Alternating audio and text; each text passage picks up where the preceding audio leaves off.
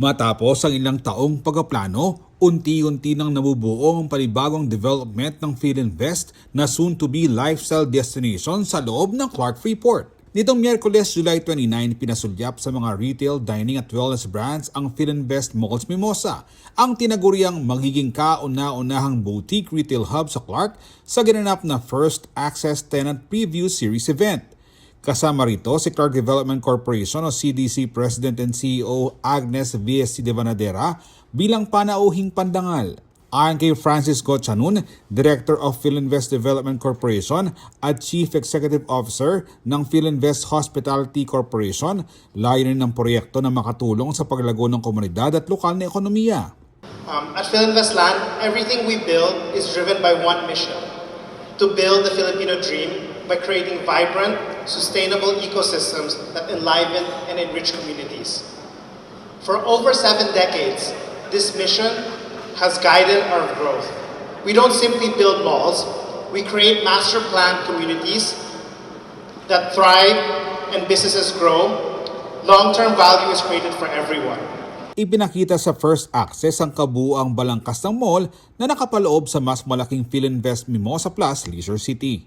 Filinvest Malls Mimosa is one component of the Mimosa Plus estate. So within our estate, we have a lot of locators. Aside from the mall, it has Quest Plus Hotel and upcoming Crimson Hotel. Aside from that, we have the Work Plus offices as well as residential condominiums. So all of this work together in synergy so that we have one big, thriving township. Ibinida rin ng Filinvest ang malaking pagkakaiba nito sa mga karaniwang mall sa labas ng Clark.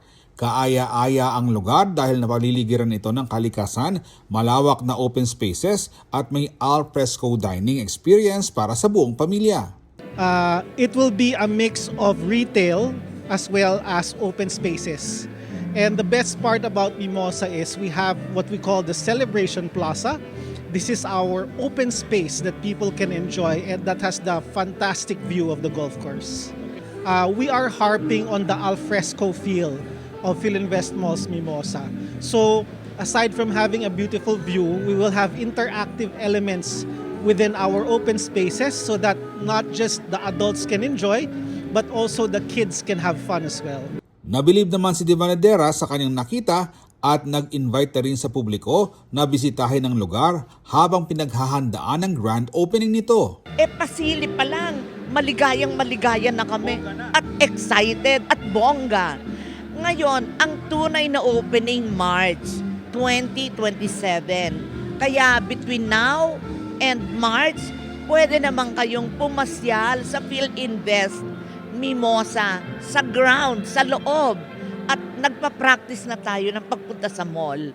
Kasi marami naman tayong magagawa dito. So, halina, punta kayo rito sa Filinvest dito sa Clark. Boarded down na raw ang Filinvest Malls Mimosa at marami pa silang nakalinyang aktibidad sa mga susunod na buwan para sa mga bisita mula Central Luzon at Metro Manila bago ang opisyal na pagbubukas sa March 2027. So this will be a convergence of all the lifestyle elements that is present here in Mimosa.